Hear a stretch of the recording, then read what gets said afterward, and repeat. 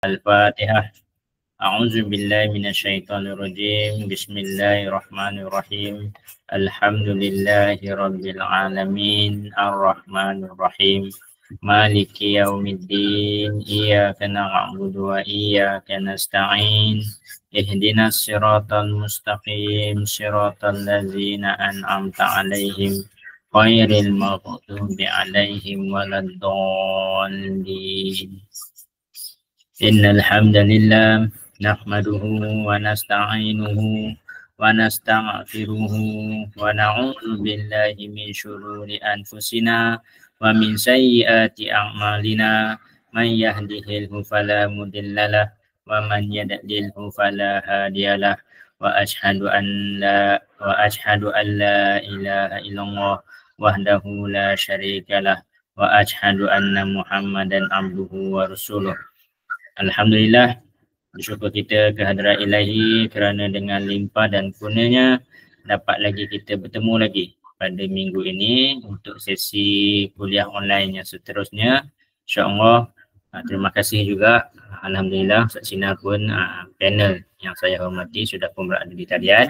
InsyaAllah pada minggu ini kita akan membicarakan tentang terapi Ruqyah Detox 7 hari dan terapi Ruqyah Detox 45 hari.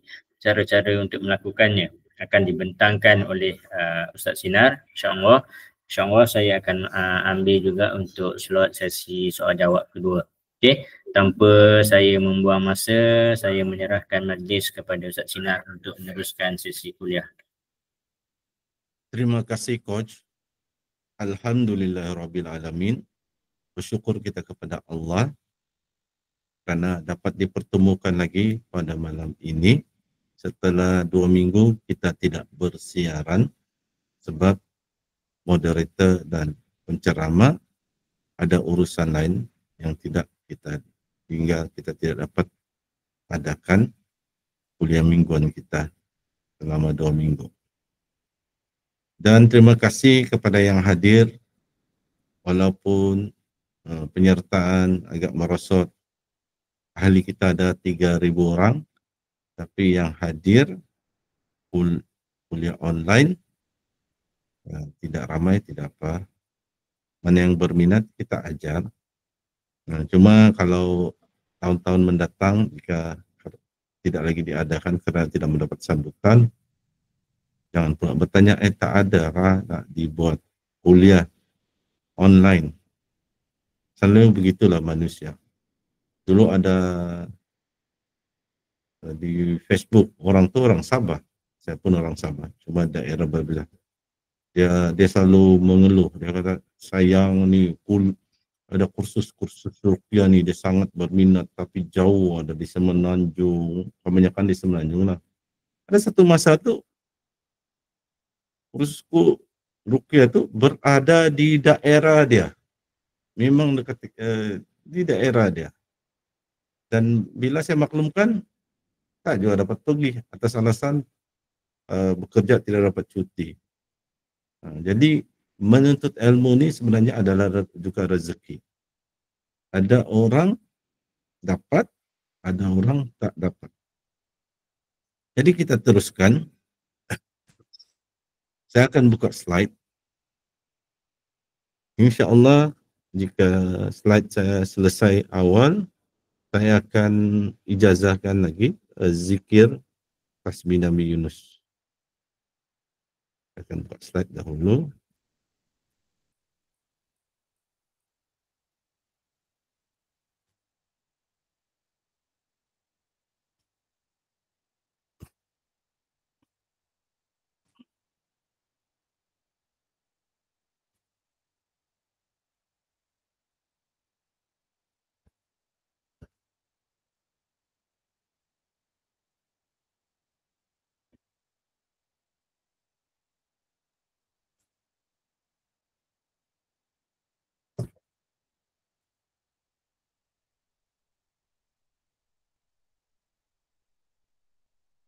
Kuliah kita pada malam ini adalah berkenaan terapi Ruqyah Detox 7 hari dan terapi Ruqyah Detox 45 hari.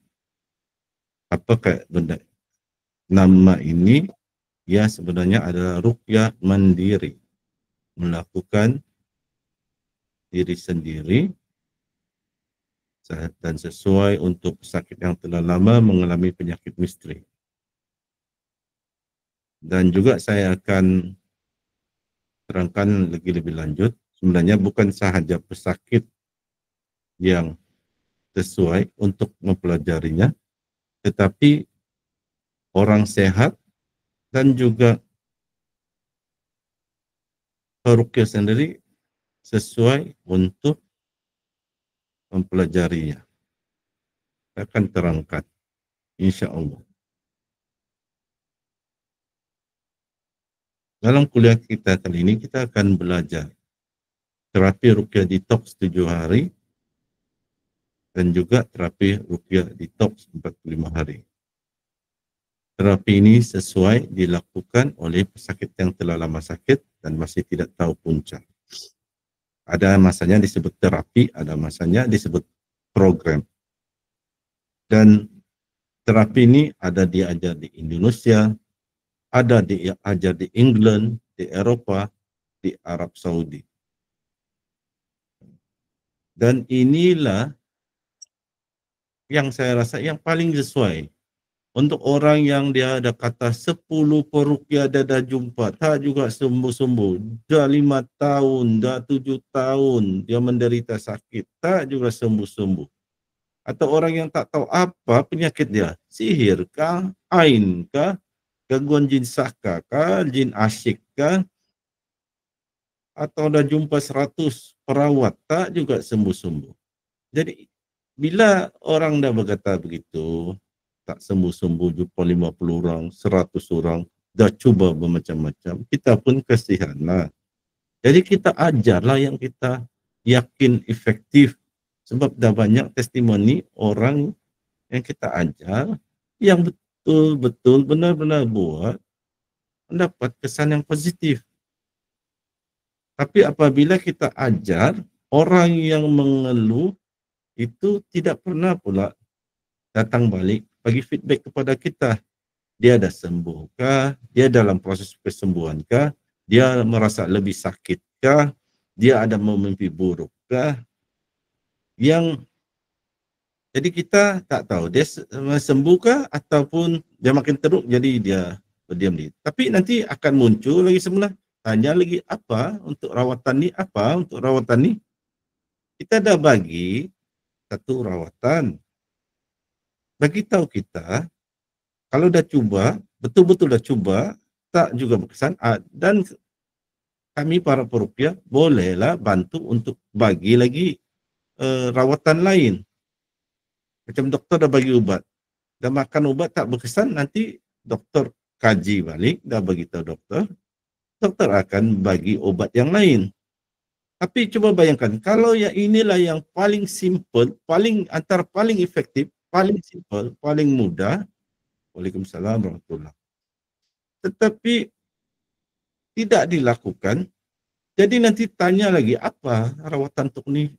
Ain kah, kena sihir kah, badan lemas, rasa macam lumpuh. Kalau yang paling simple kita ajar, tak boleh lakukan.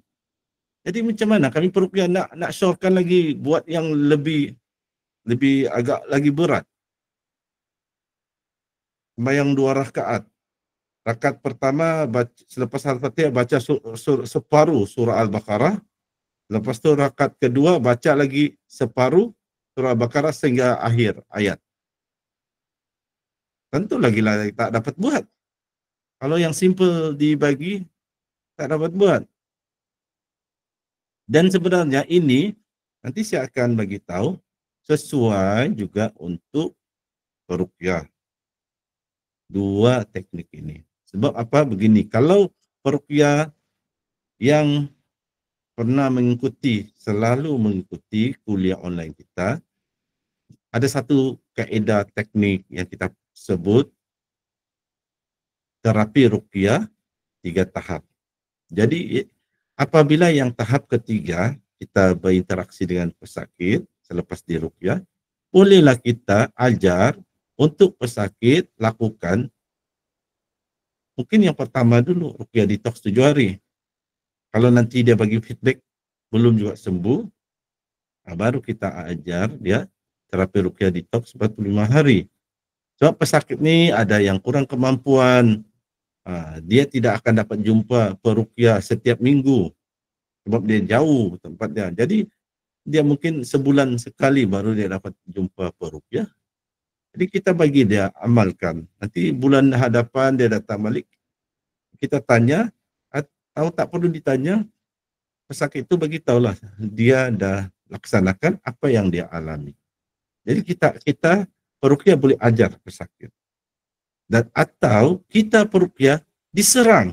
Ada masa kita diserang oleh ahli sihir yang marah, kita rawat seorang wanita yang dikenakan ilmu pengasih, dah sembuh. Pas ini tukang sihir itu dah marah, dia hantar santet, santau apa kepada kita, dan kita ada terasa sesuatu yang kurang sehat kepada badan kita, maka kita lakukanlah juga terapi ruqyah detox 7 hari atau terapi ruqyah detox 45 hari. Jadi teknik ini, kaedah ini boleh diamalkan oleh peruqyah, boleh diajar oleh peruqyah kepada pesakit, dan boleh diamalkan oleh pesakit yang masih tak dapat jumpa peruqyah. Sebab di sekitar dia yang ada orang mengaku rawatan Islam, tapi dia campur adukkan dengan ilmu yang meragukan. Kita kena hati-hati. Nanti kononnya berawat dengan seseorang, bukan jin yang mengganggu lari, berkurang, maka bertambah lagi jin. Daripada ada 3 jin yang mendampingi kita, bertambah jadi 50 jin.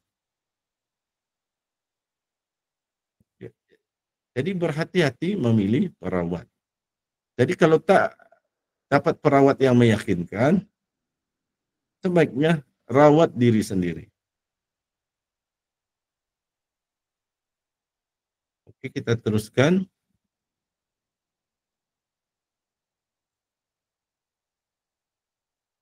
Mula-mula kita akan lihat terapi ruqyah detox 7 hari.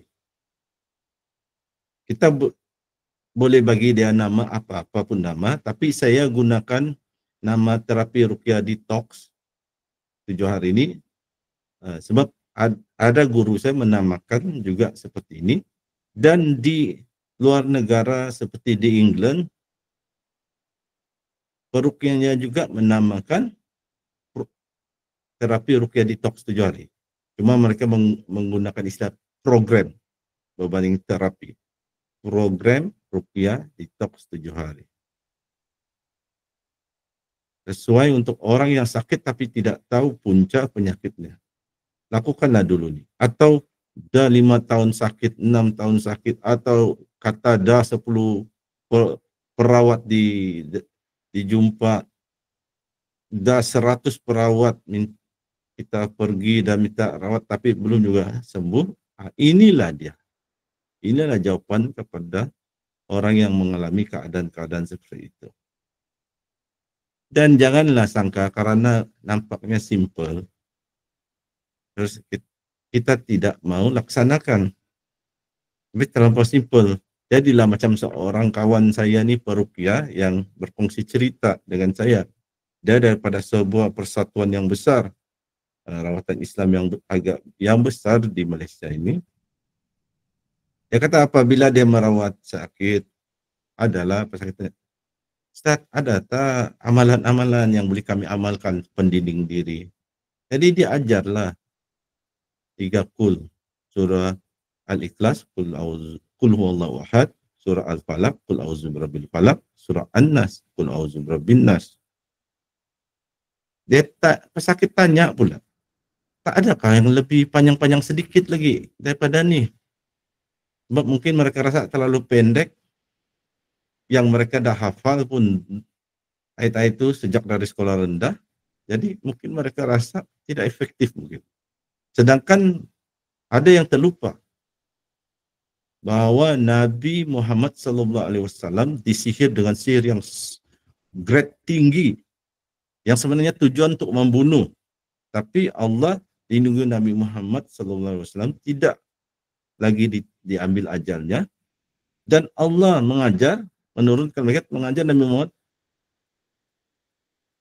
ayat untuk menyembuhkan diri, merawat diri untuk sembuh daripada serangan sihir yang grade level E1, grade tinggi, yang grade yang sihir membunuh, yaitu ayat apa yang diturunkan, dan ini hadis sahih, yaitu surah Al-Falaq, surah An-Nas. Jadi kawan saya itu bagi tahu, bila dia selalu bagi surah tersebut untuk orang amalkan, orang selalu tanya, adakah yang lebih panjang lagi? Komplain, tak puas hati. Jadi dia bila lain kali orang lain pesakit tanya, dia jawab, ada. Nah, kamu amalkanlah surah Al-Baqarah setiap hari. Pandai pula tanya, Ustaz, tak adakah yang pendek-pendek sedikit? Surah Al-Baqarah ini panjang. Bagi surah yang pendek, minta yang panjang. Bagi surah yang panjang, surah Al-Baqarah, minta yang pendek. Jadi kesimpulannya sendiri tak nak amal lah. Mungkin sendiri nak rasa sakit sentiasa. Orang dah bagi ubatnya, tapi tak nak makan. Seperti jumpa doktor. Doktor kata makan pil ini, makan untuk sembuh. Tapi tak juga dimakan pil tu. Lepas tu nanti tanya lagi doktor, apa ubat yang untuk penyakit saya? Pil yang dulu dah dimakan? Tak makan. Ubat dulu dah makan? Tak. Belum lagi makan, masih ada. Jadi perhiasan. Jadi itu sebenarnya masalah orang sebahagian pesakit yang tak sembuh. Itu yang kena faham. Kita teruskan.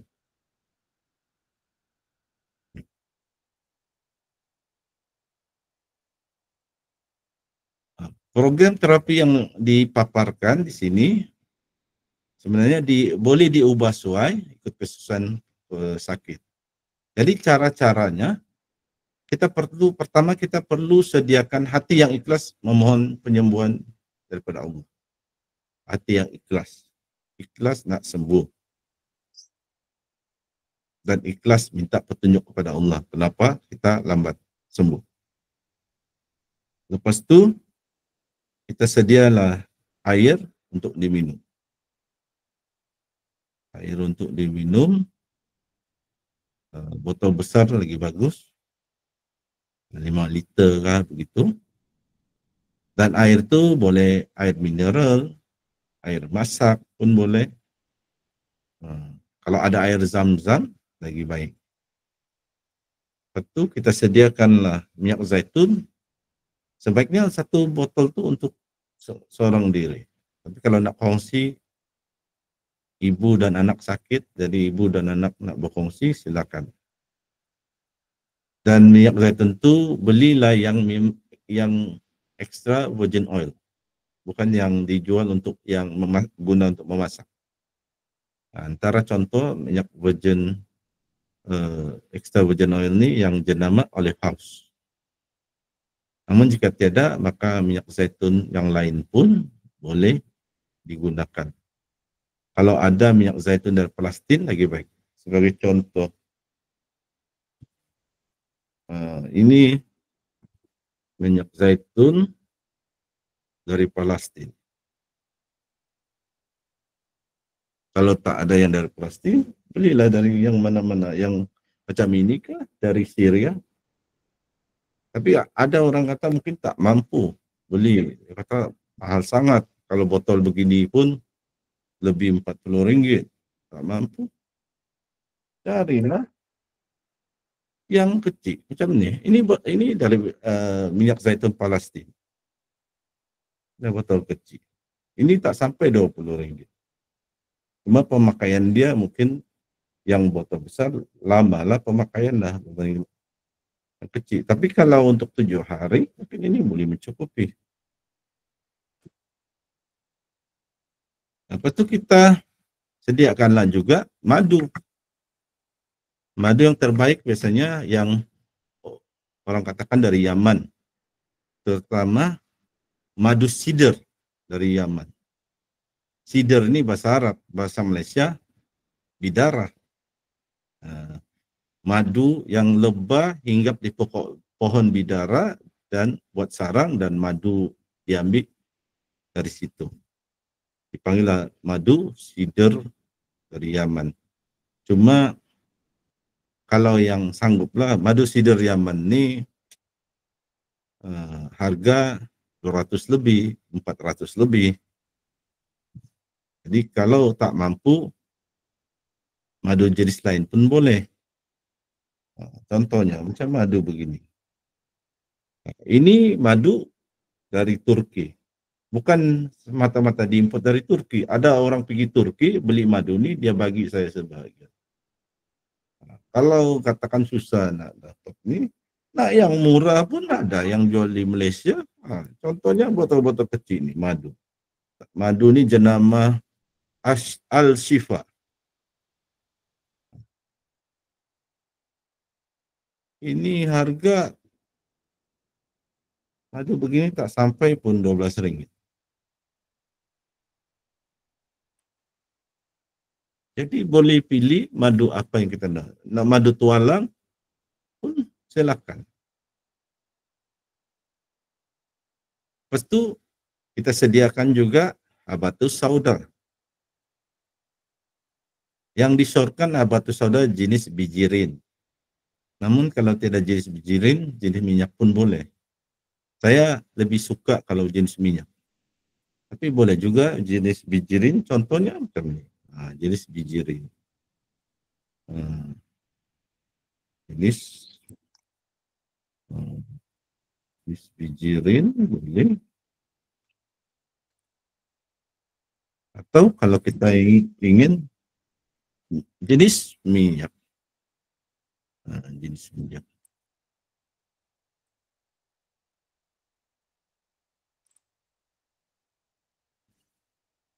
Ya bagus ni, dia ada begini lagi.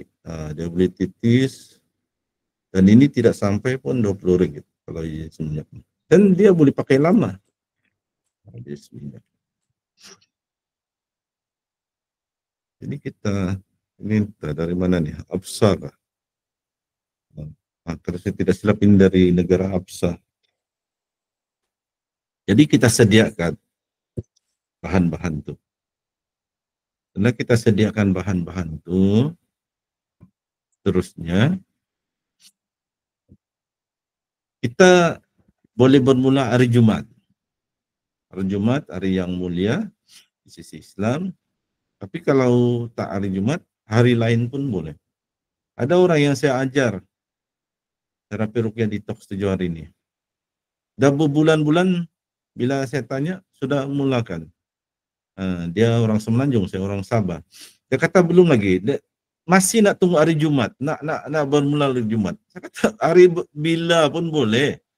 Hari Jumat tu yang dicadangkan.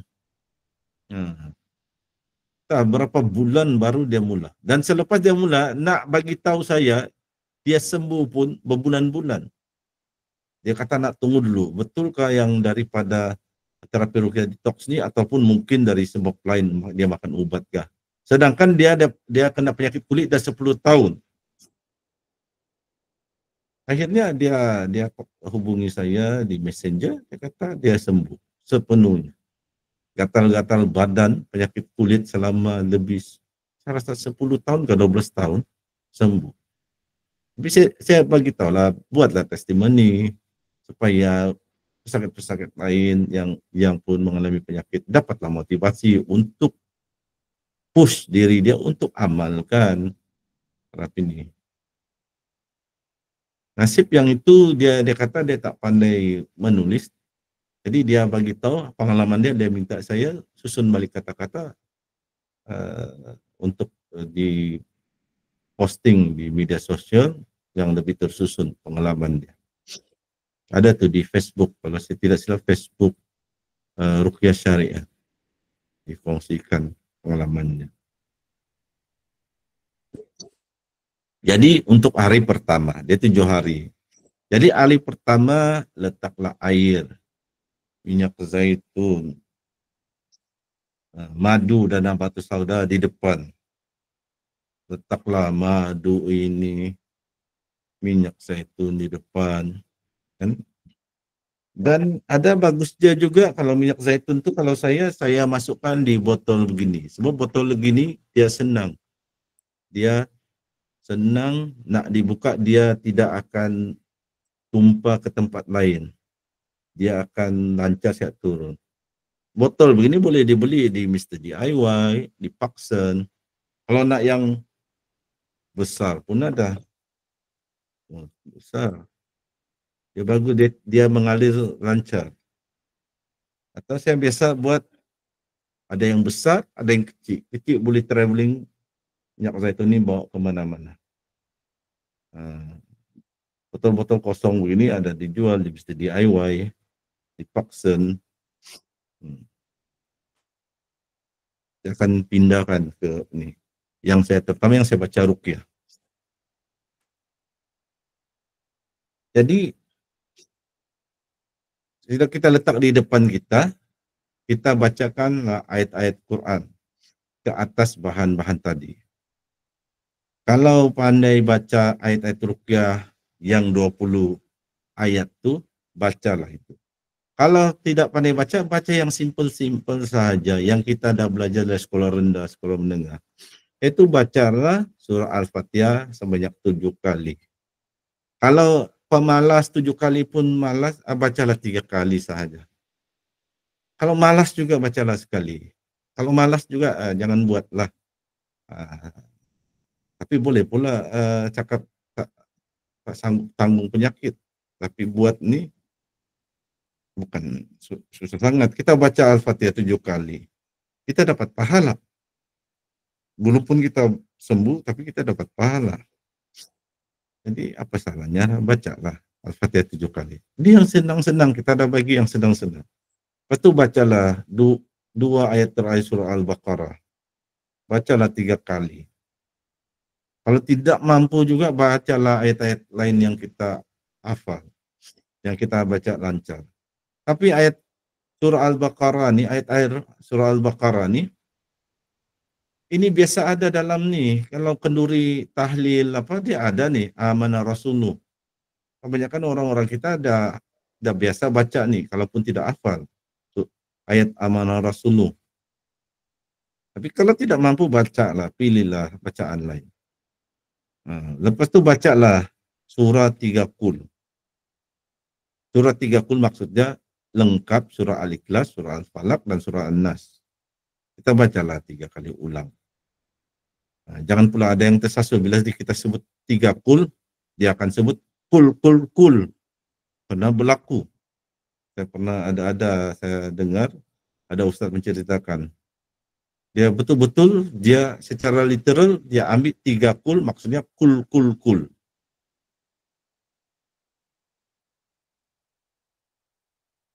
Itu nama yang biasa kita sebut di Malaysia. Nama yang rasminya surah Al-Ikhlas, surah Al-Falaq, surah An-Nas. Okey, seterusnya kalau mampu baca ayat kursi, bacalah ayat kursi 3 kali.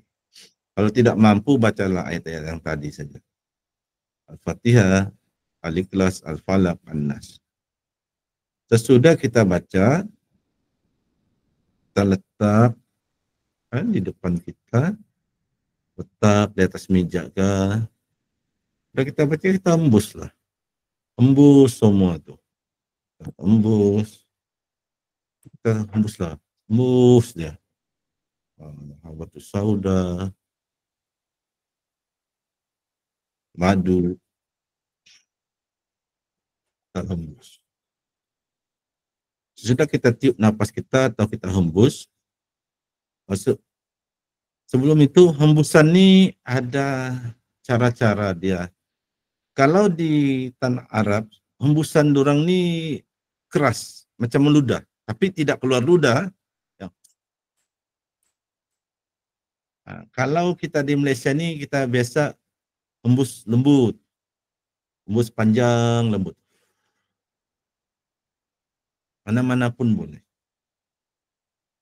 Kalau nak ludah pun boleh, tapi kalau ludah kita makan sendiri dalam madu tu, minyak zaitun tu, jangan kita bagi orang lain makan, sebab ada ludah kita di dalam tu kan, tak baik. Kalau pula kita bagi orang makan ada ludah kita kan. Kalau sendiri makan, sendiri punya ludah. Contohnya. Lepas itu apalah yang kita lakukan sesudah buat begitu?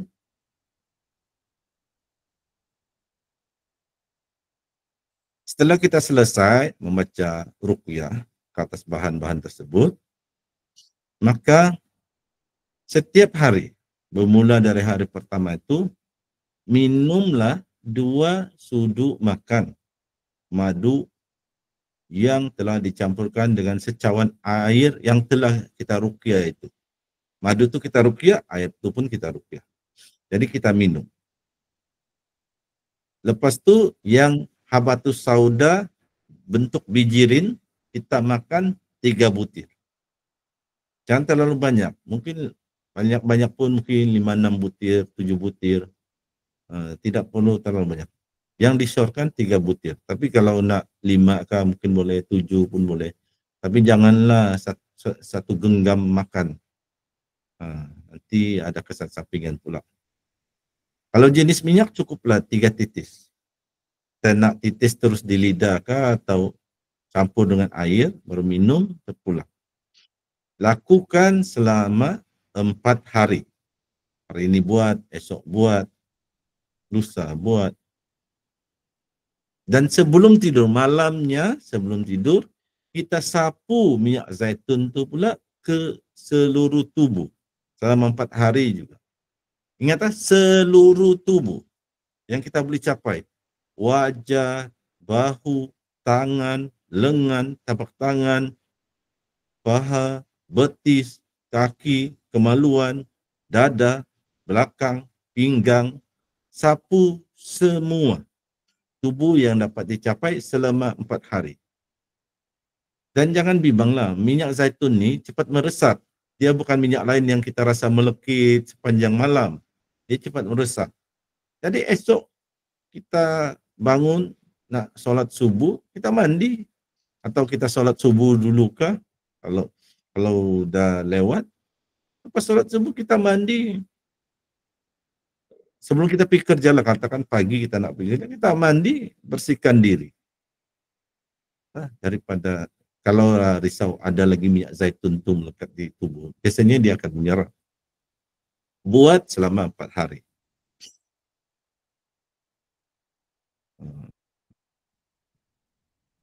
Dan kita ambil segelas air yang kita dah bacakan ruqyah itu, kita masuk ke dalam baldi atau besen yang berisi air biasa, air paip. Lepas tu kita guna untuk mandi. Kita mungkin dah mandi biasalah, dah mandi dengan bersabun, shampoo rambut. Lepas tu kita akan mandi untuk rawatan. Satu baldi. Kita nak pagi boleh atau nanti malam boleh, kita nak mandi, petang boleh, terpulang masa dia, tapi hari itu kita buat. Esoknya pun kita buat juga. Kita ratakan air itu ke seluruh badan. Jika kita ada sabun bidara, kita mandilah juga dengan sabun bidara. Lakukan perkara-perkara ini selama 4 hari. Terusnya, jadi ada 7 hari kan? Jadi setelah 4 hari itu ada lagi hari ke-5, hari ke-6, hari ke-7. 3 hari. Maka yang hari ke-5 hingga ke-7 sama juga, minumlah 2 sudu makan madu yang telah dicampurkan secawan air yang telah diruqyah. Kemudian makan 3 butir habatus sauda atau 3 tetes minyak habatus sauda. Lakukan lagi selama 3 hari. 4, 5, 6, 7 hari. Dan yang hari ke-5 hingga ke-7 kita sapu juga minyak zaitun. Cuma kali ini hanya pada tubuh yang sakit. 4 hari kita sapu ke seluruh, ke rambut, ke kepala. Ini sakit. Kalau kita sakit di jari, kita mungkin sapu di jari saja. Kita sakit di lutut, kita sapu di lutut. Kita sakit pinggang, sapu di pinggang. Sakit di bahu, sapu di bahu. Kalau nak sapu keseluruhan pun boleh, tapi waktu ini kalau nak sapu di bagian sakit sahaja boleh. Sebab dalam 4 hari itu jin tu dah yang mendampingi kita tu dah lemah. Jadi biasanya bolehlah kita, dan jin tu sudah lemah, tidak lagi macam pemulaan dia pandai lari. Dia sekejap dia bersarang di bahu kanan, lepas tu dia lari pergi lutut kiri, dia lari ke sana, lari ke sini. Jadi kita sapu ke seluruh badan. Jadi jin tu dah lemah, kita sapu di mana yang badan kita sakit. Tapi kalau nak keseluruhan tubuh pun masih boleh. Dan yang ketiga, mandilah juga dengan air ruqyah. Gunakan sabun bidara jika ada. Lakukan juga selama 3 hari. Jadi 4 campur 3, cukuplah 7 hari. Insya Allah akan ada kesan-kesannya. Dan antara kesan-kesannya adalah seperti berikut. Yang kena perhatikan. Nah, di sini yang ramai tidak, terutama kalau pesakit yang buat, dia tidak habiskan 7 hari. 2 hari, 3 hari berhenti. Ada tu langsung tak buat. Ada tu buat 2 hari, 3 hari. Bila begitu, dah buat. Bila hubungi saya tanya, dah buat? Dah. Cukuplah 7 hari. Tak, 2 hari sahaja. Kok lepas tu saya rasa sangat sakit lah Ustaz, gini. Sakit. Apa kita nak buat kan? Kita tak boleh paksa. Kalau tak nak buat, tak nak buat lah. Tapi lepas tu nanti komplain pula, apa yang rawatan yang efektif? Kita dah ajar dah, tapi tak juga buat kan. Jadi antara kesan, ini kena perhatikan. Ini kena fahami. Dalam tempoh 7 hari itu, ini ada kesan-kesan yang boleh berlaku. Tidak semua orang mengalami kesan yang sama. Tapi ini antara kesan-kesan yang boleh berlaku, yang pernah berlaku. Pada hari pertama, biasanya kita tidak akan merasakan apa-apa. Tapi biasanya hari kedua, hari ketiga, kita dah mulai merasa sangat sakit. Ini untuk orang yang memang ada gangguan jin, yang dia mula merawat diri dah. Anda akan merasa kelelahan atau sangat letih. Sakit di seluruh tubuh. Atau kadang-kadang hanya sakit di bagian tertentu. Macam tiba-tiba kaki kanan rasa macam lumpuh lah dan sebagainya lah. Sakit kepala menyucuk-nyucuk lah. Dan ada mungkin juga tiba-tiba kita bangun tidur, kita nampak ada garis-garis, ada luka di tubuh badan. Ada tu mungkin kita sukar bergerak. Di sinilah cabaran dia untuk menyelesaikan 7 hari ini. Nampak macam simple, tapi yang ini yang bila berlaku gini, dan ada tu orang mimpi buruk berlaku, dia berhentilah. Dia nak bagi kemenangan kepada jin tu. Jin tu dah sengsara. Jadi jin buat psikologi untuk orang tu berhenti, teruskan. Dia pun ikutlah jin punya strategi itu. Jin tu senyum, ketawa, dia menang, kita sakit kalah. Cuma kalau kita istiqomah, sampai hari keempat, biasanya jin tu pun dah lemah, mungkin ada yang dah mati kah, kita akan merasa lebih segar dan mula pulih. Tenaga kita makin muncul semula, kita pulih. Kalau sebelum ni kita tak dapat bergerak atau sukar nak bergerak dari katil, kita mula boleh dah bergerak. Dulu, sebelum tu mimpi-mimpi sangat teruk, mimpi buruk tu dah berkurang atau dah hilang. Yang hari keempat. Dan hari kelima seterusnya, sakit berkurang atau terus hilang. Luka-luka pun, kalau ada luka-luka seperti kena cakar kucing lah, ada darah keluar, semakin sembuh, mulai hilang beransur-ansur. Sampai ke 7 hari, dan lepas tu hari ke-8-nya insya Allah kita akan sembuh. Dan kalaupun kita tidak sembuh sepenuhnya, mungkin ada signal-signal, petanda-petanda yang kita dapat untuk kita lebih mengenal pasti sebenarnya apa penyakit kita ni, apa sebenarnya punca penyakit kita.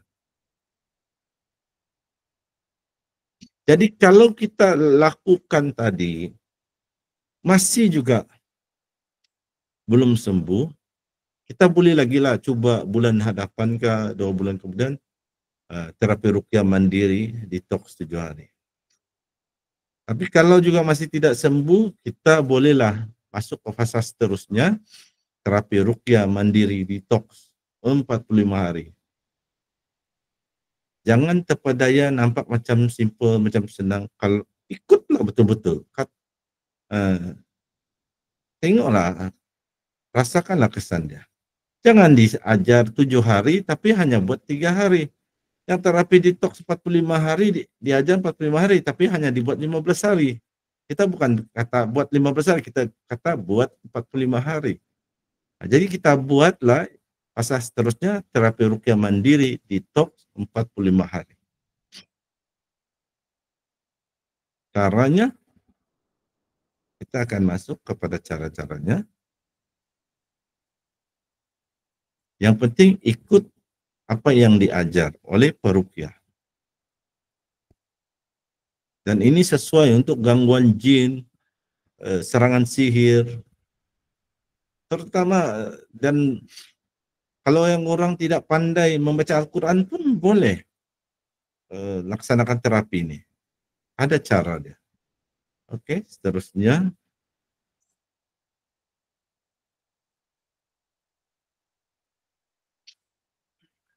Begini caranya.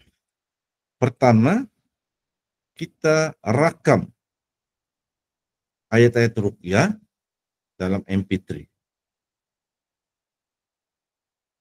Ada tuh dah sedia dah. Ada radio ruqyah MP3 ada tuh, kita boleh download saja dari internet ke telefon, ke laptop. Yang penting kita ada ayat-ayat ruqyah dalam MP3 yang kita boleh pasang dia berulang-ulang bacaan tu. Setelah habis bacaan tu ayat-ayat ruqyah, lepas tu dia akan terus baca lagi.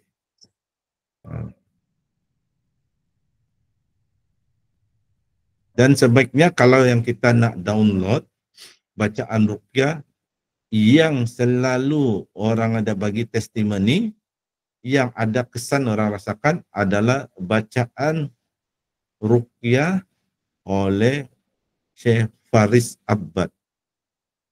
Syekh Faris Abbad ni adalah seorang peruqyah di Timur Tengah. Mungkin dia ni top popular dan viral di kalangan jin. Tapi dia low profile, manusia tidak ramai kenal dia. Tidak ramai orang, yang ada pun kenal dia sebagai qori sahaja kalau ada yang kenal. Dia ni adalah salah seorang imam di salah sebuah masjid di Riyadh. Dan dia ni memang seorang peruqyah. Cuma low profile. Kita tidak akan nampak di YouTube dia meruqyah orang. Paling-paling yang ada, yang kalau kita jumpa adalah bacaan-bacaannya sebagai qori. Yang disorkan dengarlah Syekh Faris Abbad. Ada lagi yang ada orang sorkan Syekh Idris Abkar. Tapi Faris Abbad lah. Lepas tu kita rakam ayat kursi yang dibaca berulang kali. Atau kita download lah ayat kursi, ada kan yang dibaca berulang selama sejam gitu. Lepas tu kita boleh pasang ini otomatis dia ulang. Lepas 1 jam dia ulang lagi. Kita rakam dan kita dengarkan. Yang bacaan ruqyah itu sebaiknya kita dengar 3 kali sehari, pagi, petang, malam. Yang ayat kursi itu kita dengar 2 kali sehari. Cuma kita kenapa? Kita dengar, contohnya ayat kursi itu, bukan kita dengar 1 menit, selesai atau satu kali. Kalau kita ada sakit teruk, macam contohnya kalau orang kena kanser kan, bolehkah dia rawat diri dia dengan makan 1 biji Panadol sahaja? Dia perlu kemoterapi. Dia perlu makan beberapa jenis ubat. Jadi kalau dah sakit 10 tahun,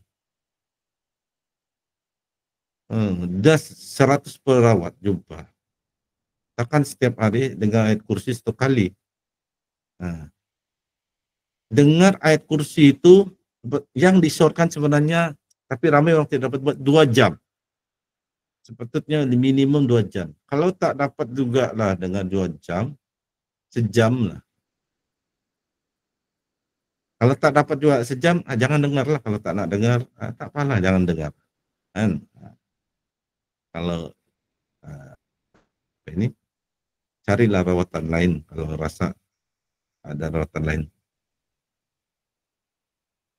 Banyak kan di TikTok ada rawatan menggunakan timbak pakai pistol mainan, ada. Mungkin kalau itu lebih menyeronokkan, perawat menembak dengan pistol mainan. Jadi dengar 2 jam. Itu sebenarnya yang disyorkan, minimumnya 2 jam. Tapi kalau tak dapat juga lah, kurang-kurangnya sejam lah. Kalau sakit dah teruk, dah 10 tahun, sakit, takkanlah, dan yang mengganggu ni jin ifrit apa, takkanlah dengar ayat kursi 1 kali pagi, 1 kali petang mencukupi. Jadi ini yang selalu yang orang nanti kemudian cakap, dah buat tapi tak juga berkesan. Yalah, setiap hari adakah dalam tempoh 45 hari itu, setiap hari adakah dengar ayat kursi 2 jam? Tak dapatlah, sibuklah ni, sibuk sini.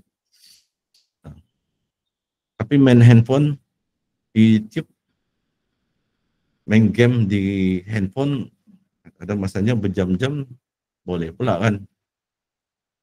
Lepas tu, seterusnya amalkan membaca secara konsisten atau istiqomah, zikir pagi dan petang.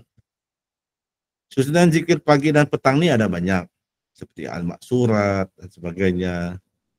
Bismillahirrahmanirrahim pun adalah zikir pagi dan petang. Boleh baca pagi 3 kali, petang 3 kali, nanti malam boleh baca. Kata Maksurat,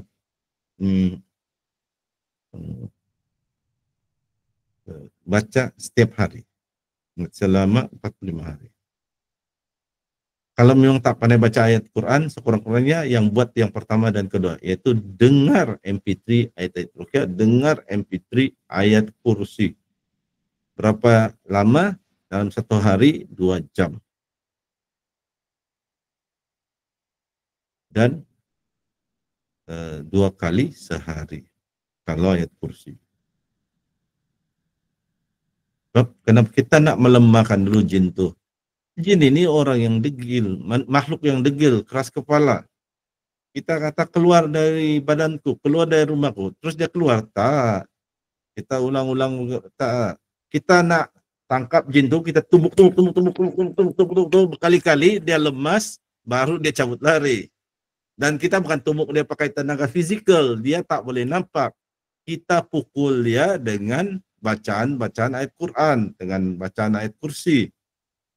Itu yang diajar oleh peruqyah senior, peruqyah dari Timur Tengah. Dia seumpama gitu, kita tumbuk. Kalau kita punya pukulan macam Mike Tyson, sekali tumbuk orang daki, okey. Tapi kebanyakan kita tak. Kita punya bacaan ayat kursi tak berapa lancar. Tajwid tak berapa betul mungkin. Bacalah ulang-ulang atau dengar. Kalau tak berapa pandai baca, dengar qari. Seperti Syekh Faris Abad, dengar. Jadi jin tu ditumbuk sampai dia lemah. Kalau dia tumbuk 1 kali, hari ini saja kita buat, besok kita buat, dia boleh recover balik, dia boleh pergi hospital di alam dia sembuh, dia melawan lagi. Jadi sebelum dia sembuh, kita tumbuk sampai dia lemas. Ayat kursi itu dengar selama 45 hari. Mungkin bukan lagi dia lemah, dia mati. Mungkin dia akan mati. Kalau dia tak nak mati, dia keluarlah dari tubuh kita. Tapi itulah waktu. Oke, saya selesaikan dulu ni sebelum saya ulas lagi lebih lanjut. Yang langkah keempat, banyaklah membaca ayat-ayat Quran. Kalau pandai baca Quran, sebaiknya amalkan setiap hari membaca manzil atau ayat-ayat ruqyah.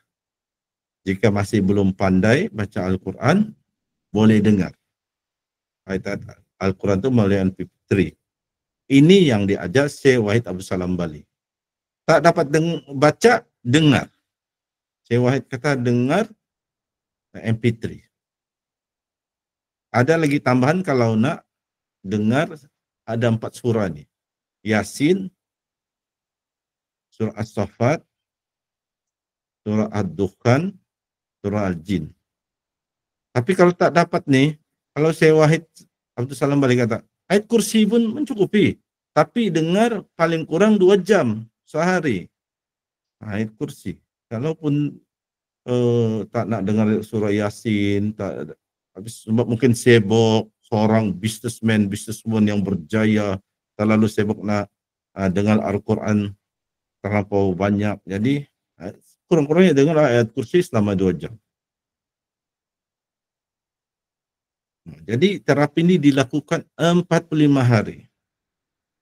Dan jarang orang akan buat 45 hari. Ada buat 13 hari. Kenapa berhenti? Oh, makin teruk lah Ustaz. Bukan makin teruk, mimpi makin teruk, jerawat makin banyak tumbuh, badan makin gatal, kudis makin banyak lagi tumbuh. Waktu tu jin dah 10 tahun dalam tubuh kita bermaharaja lelah. Lepas tu sekarang kita tumbuk jin tu. Hari-hari kita tumbuk dia. Waktu tu dia masih kuat. Jin ni masih tegap. Mungkin jin ni selalu pergi gym. Kita tumbuk dia hari ini, dia masih boleh melawan. Esok dia melawan. Dia mimpikan kita mimpi buruk. Dia ada rasa sakit. Baca ayat kursi dia kepanasan. Dengar dia. Tapi dia masih kuat. Dia baru sehari 2 hari dengar ayat kursi. Itu pun tak sampai 1 jam. Itu masalah dia. Dia masih kuat. Jadi waktu itulah dia masih bertenaga. Dia sudah dalam survival mode. Dalam 15 hari itu pertama dia dalam survival mode. Dia waktu itu dia masih tenaga. Dia mesti by hook or by crook.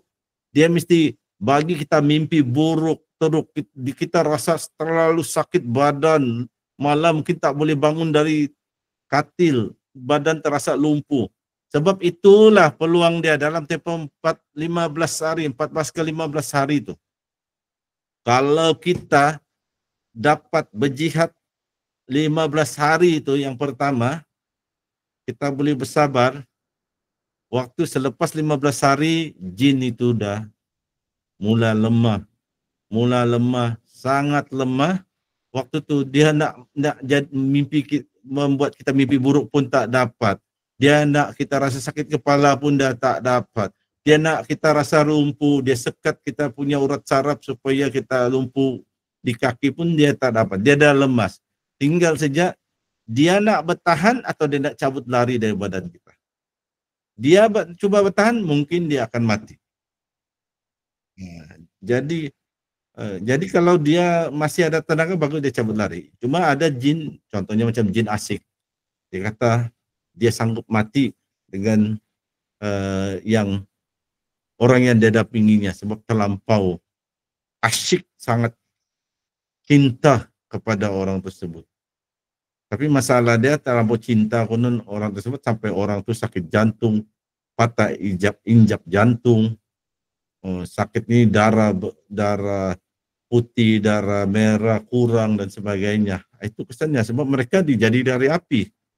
Asal usul bukan dari tanah. Kita dari tanah. 2 unsur yang berbeza. Jadi istiqamah 45 hari. 45 hari ini sebenarnya inilah yang paling yang sedikit lah. Ada tuh 60 hari disalurkan. Ada tuh 90 hari. Jadi kalau tidak sangguplah 90 hari, 60 hari pun tak sanggup, 45 hari lah. Kalau tak sanggup 45 hari, kan nak buat silakan, janganlah buat. Bagilah kemenangan kepada jin tu, dodoi-dodoikanlah jin tu, piara lah jin tu sampai ke mati. Sikutlah jin tu, gendonglah jin tu, sayang-sayanglah jin tu. Jadi ada tu kan sudah bertahun-tahun tak dapat jodoh sebab didampingi jin asik. tak nak kawin manusia. Kalaulah jin tu, betapa jadikan jin tu suami atau isteri, kan mimpi bersetubuh dengan jin. Ialah jin tu kalau dalam mimpi, kalau jin jantan tu dia menyerupai lah rupa dia sarukan. Kalau jin lelaki itu wanita mungkin dia menyerupai macam Aishwarya Rai. Tapi keadaan sebenarnya selepas bersetubuh macam mana? Kalau ada yang menonton video YouTube mantan dukun Ria Puspa Puspita, antara ritual yang dia perlu jadi sampai dia menjadi ahli sihir yang tahap tinggi adalah dia berkahwin dan bersetubuh dengan jin.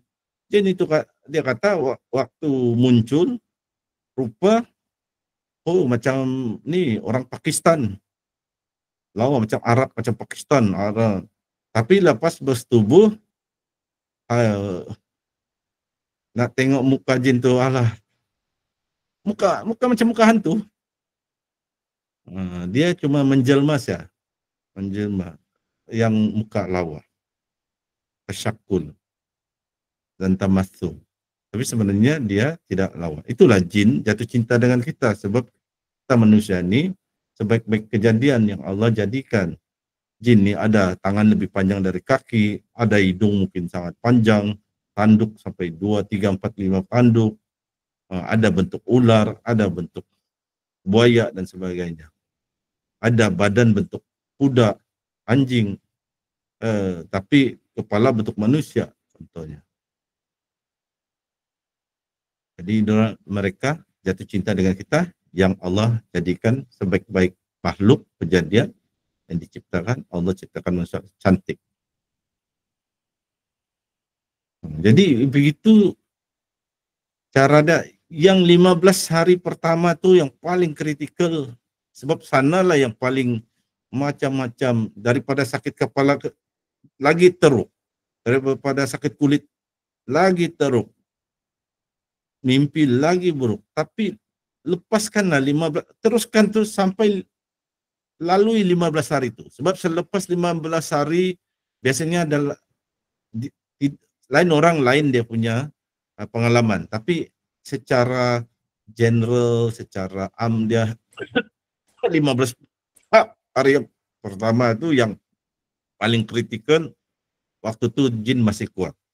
Setelah 15 hari itu dia akan makin lemah dan makin lemah untuk dia melakukan bagi kita mimpi yang buruk dan sebagainya.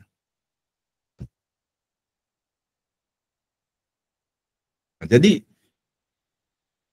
ini yang kesan yang kemungkinan berlaku. Jadi itulah minggu pertama, minggu kedua ini kita perlulah istiqamah, perlulah jihad melawan nih bisikan-bisikan jin yang kesakitan tuh.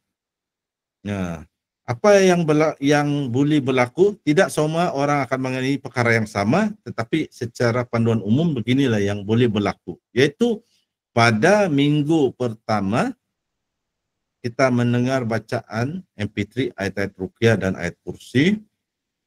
Jin biasanya akan berucap melalui lisan pesakit. Atau jin itu berbisik ke hati pesakit dan menyuruh pesakit menghentikan mendengar bacaan Al-Quran. Cakap ini boleh dalam bentuk rasukan, pesakit itu kerasukan, atau dia cuma bisikan. Pesakit tak kerasukan tapi dibisik. Janganlah dengar, kamu bikin sakit ya, kamu penat, makin sakit kepala kamu seperti dicucuk jarum, kamu tak dapat bangun daripada katil, tak dapat bergerak.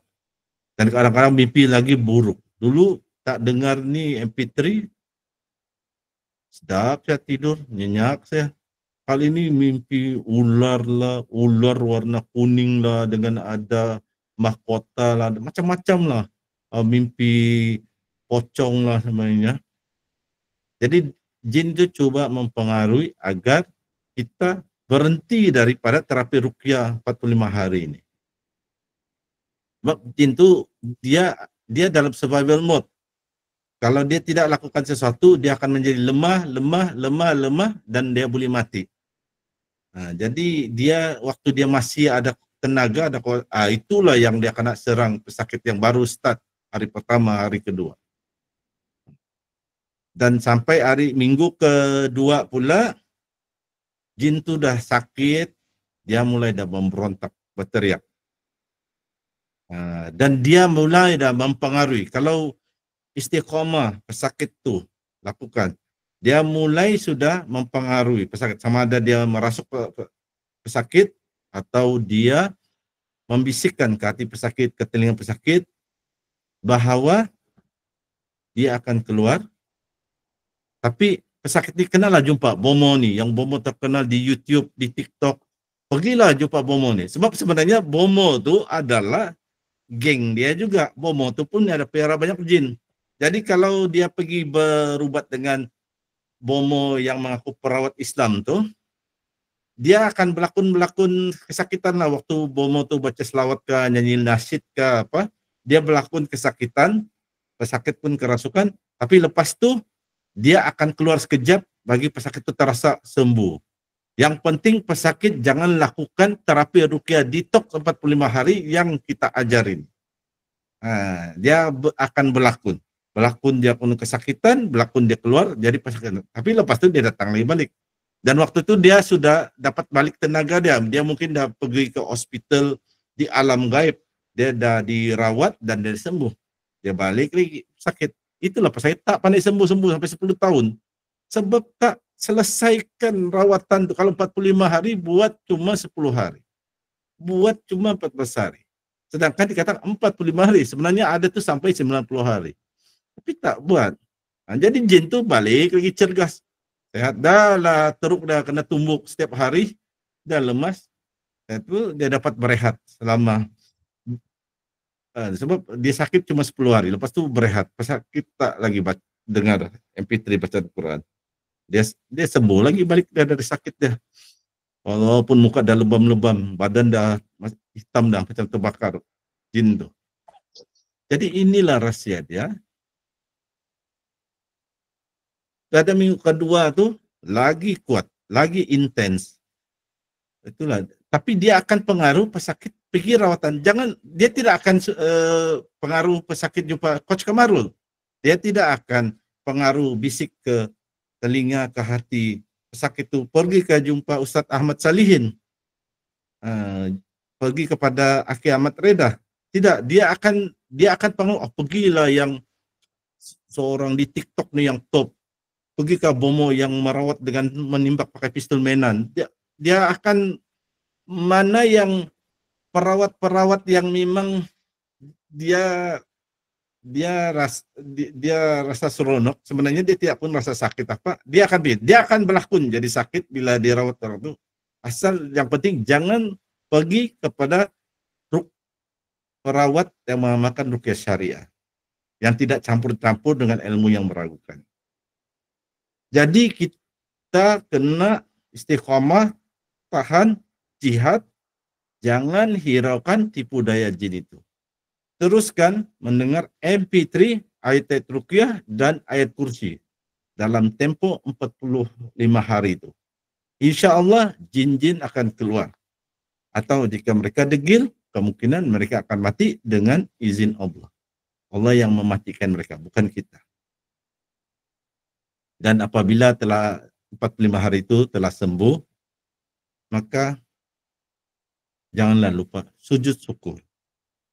Kalau nak bersedekah, bersedekahlah. Nak bagi hadiahlah. Jangan lupa sujud syukur.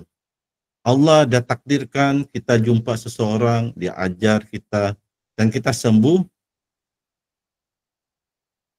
bersyukurlah kepada Allah. Dengan ucapan Alhamdulillah, sujud syukur. Dan mungkin juga Allah takdirkan kita jumpa seseorang tu, Allah mau kita juga bersyukur kepada Allah dengan tunjukkan kebaikan kepada yang Allah takdirkan kita jumpa. Ucapkan terima kasih ke. Kalau nak bagi hadiahlah. Sebab orang siapa-siapa pun, orang terkaya di dunia pun kalau dibagi hadiah, senang hati.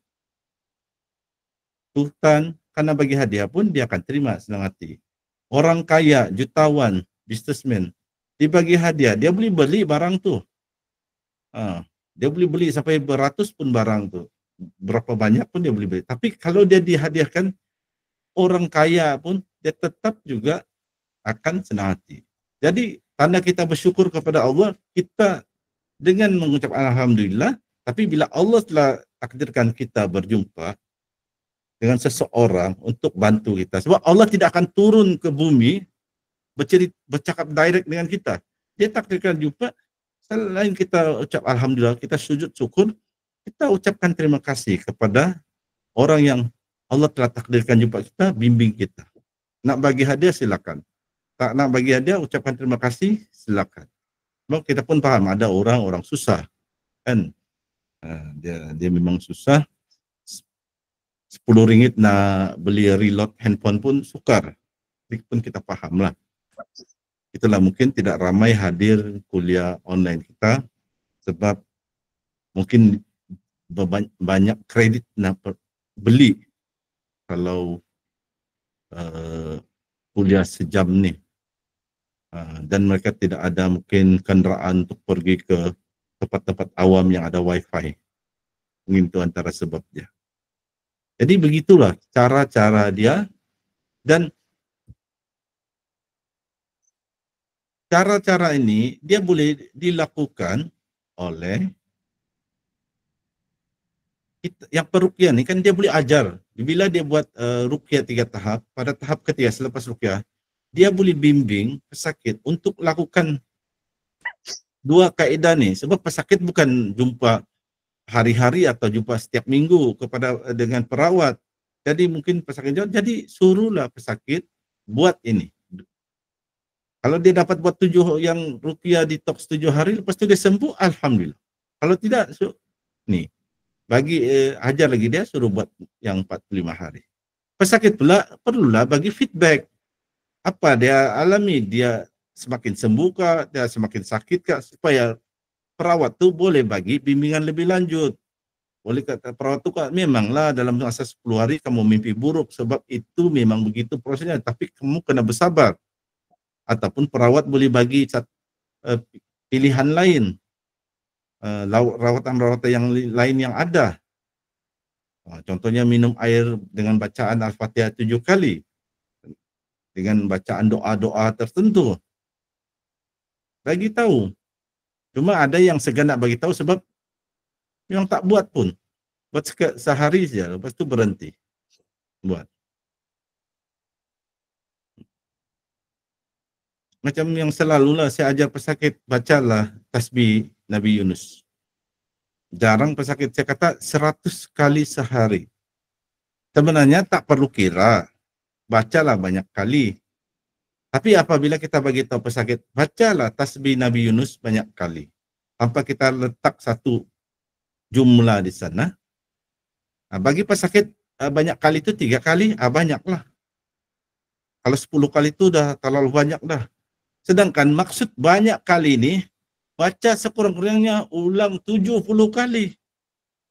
Yang lagi bagus 100 kali. Dan kalau sakit itu kuat, macam contohnya orang tu kena sihir yang kuat, mungkin perlu baca 200 kali. Jadi kalau peruqyah cakap sahaja, bacalah berkali-kali, nanti pesakit baca 3 kali saja. Ataupun 10 kali. Dah baca. Berapa? Baca 3 kali. Jadi ruqyah bagilah satu jumlah. Bila dia bagi tahu, bacalah 100 kali. Sekurang-kurangnya peruqyah itu harap, kalau dia kata baca 100 kali, pesakit itu tak dapat pun mencapai baca 100 kali, adalah dia baca juga 50 kali. Taklah dia baca 3 kali sahaja. Jadi kalau ruqyah mungkin bagi tahu bacalah 200 kali, jadi pesakit tumpukan usaha dia untuk baca 200 kali, mungkin dia tidak dapat baca 200 kali, tapi mungkin adalah dia dapat baca 90 kali. Tapi kalau tak disebut jumlah, banyak kali. Tapi kalau siapa yang istiqamah, yang teruskan, insyaAllah. Macam ada satu pesakit tu, dia didampingi oleh beberapa jenis jin, termasuk juga jin saka, seorang mu'alaf. Dia didampingi jin kan, sehingga kan dia pergi ke hospital, dicek injap jantung dia 1 dah patah. Bila saya ruqyah dia ada kerasukan, jadi saya ajar dia amalkan tasbih Nabi Yunus. La ilaha illa anta subhanaka inni kuntu minaz zalimin. 100 kali. Suami dia bagi tahu. Suami mereka panggil saya uncle di Sabah. Dia kata, uncle, dapat tak isteri kau baca? Uncle, kalau 10 kali dia dapat baca itu sudah banyak lah tuh. Selalu tidak sampai pun 10 kali. Sebab apa? Walaupun pendek, la ilaha illa anta subhanaka inni kuntu minaz zalimin. Zikir itu pendek sah. Tapi bila dia ingat yang permulaan dia, pertengahan dia lupa. Dia ingat pertengahan, ujung dia lupa. Jadi dia dapat baca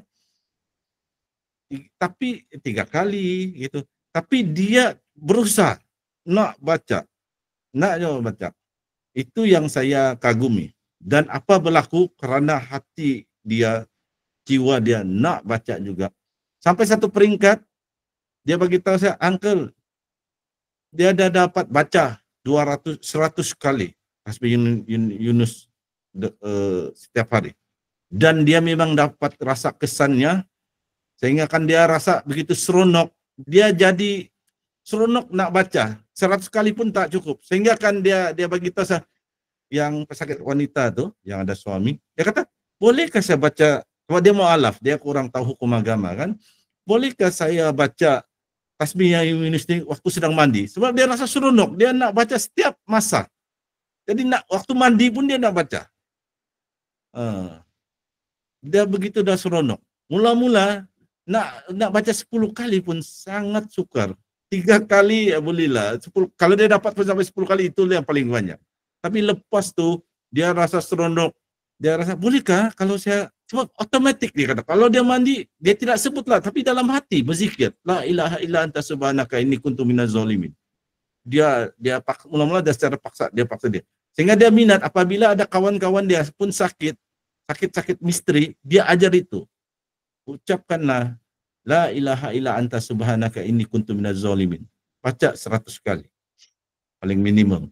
Kalau sakit lebih teruk, lebih kuat, baca lebih dari 100 kali, 200 kali. Jadi saya akan baca ijazahkan tasbih Nabi Yunus. Jadi kita tutup dulu ini penutup yang kuliah ini. Jadi ramai pesakit yang melakukan terapi ruqyah detox 7 hari dan terapi ruqyah 45 hari sembuh. Kalau ada yang bagi testimoni, kebiasaannya yang bagi testimoni sembuh. Kalau ada pun testimoni dia kata makin teruk, tapi kalau kita suruh dia istiqamah, teruskan. Jangan terlalu konsentrat yang sakit itu terus berhenti. Insya Allah ada yang bagi testimoni sembuh. Jadi siapa yang ingin melakukan terapi ini perlu istiqamah. Dan bagus juga untuk peruqyah. Peruqyah kalau ada diserang sihir, ini antara terapi yang bagus dia buat untuk diri dia sendiri. Jadi lakukanlah 7 hari. Ingat, 7 hari bukanlah 3 hari. Begitu juga kalau yang terapi 45 hari, lakukan 45 hari dan bukan sekadar 15 hari. Ikut apa yang diajar untuk merasakan kesannya, insya Allah. Jadi sebelum kita masuk sesi soal jawab, maka saya ajarlah ini tasbih Nabi Yunus. Saya baca sekali maknanya, lepas itu masing-masing di tempat masing-masing kita akan ulang baca 3 kali. Lepas itu saya ijazahkan amalan tasbih Nabi Yunus ini, masing-masing di tempat sendiri boleh baca kata qabiltu atau saya terima ijazahnya. Oke, bismillahirrahmanirrahim. Tasbih Nabi Yunus berbunyi, la ilaha illa anta subhanaka inni kuntu minaz zalimin. Yang bermaksud tidak ada Tuhan melainkanmu ya Allah. La ilaha illa anta subhanaka, maha sucimu ya Allah. La ilaha illa anta subhanaka inni kuntu minaz zalimin. Sesungguhnya aku menzalimi diriku sendiri. Jadi itu maksudnya. Jadi kita ulang kali baca 3 kali tanpa perlu buka mikrofon. Masing-masing baca di tempat masing-masing. Oke, kita mulakan dengan bismillah. Bismillahirrahmanirrahim. La ilaha illa anta subhanaka inni kuntu minaz zalimin. La ilaha illa anta subhanaka inni kuntu minaz zalimin. la ilaha illa anta subhanaka inni kuntu minaz zalimin. Maka dengan ini saya ijazahkan amalan tasbih Nabi Yunus ini kepada semua yang hadir pada malam ini. Semoga ia bermanfaat dunia dan akhirat. Dan sedikit lagi tambahan, cara mengamalkannya. Kalau yang pesakit, yang terutama bacalah 100 kali sehari. Kalau sakit itu memang teruk, sudah lama, bacalah 200 kali sehari. Untuk orang sehat, boleh baca berapa-berapa saja setiap hari.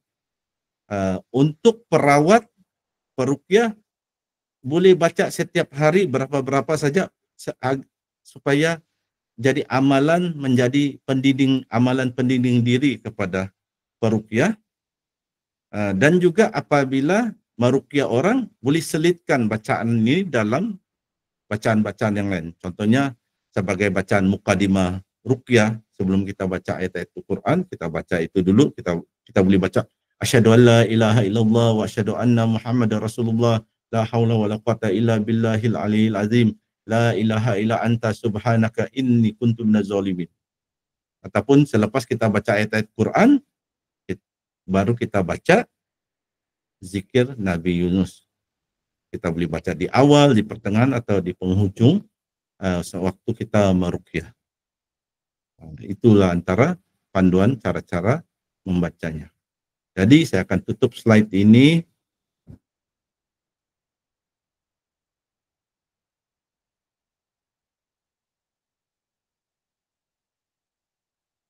Oke, saya akan slide. Maka dengan ini kita akan masuk ke sesi soal jawab, dan saya serahkan majlis kita ini, majlis ilmu kita ini kembali kepada moderator kita yang sangat dihormati dan disayangi, Coach Kamarul Azli. Silakan Coach. Okey, alhamdulillah. Terima kasih kepada Ustaz Sinar. Semoga apa yang disampaikan oleh Ustaz Sinar bermanfaat untuk kita semua. Okey. Ustaz Sinar pun ada bagi tadi teguran. So kebanyakan daripada pesakit ada satu kelemahan mereka. Mereka susah nak istiqamah. So ini antara yang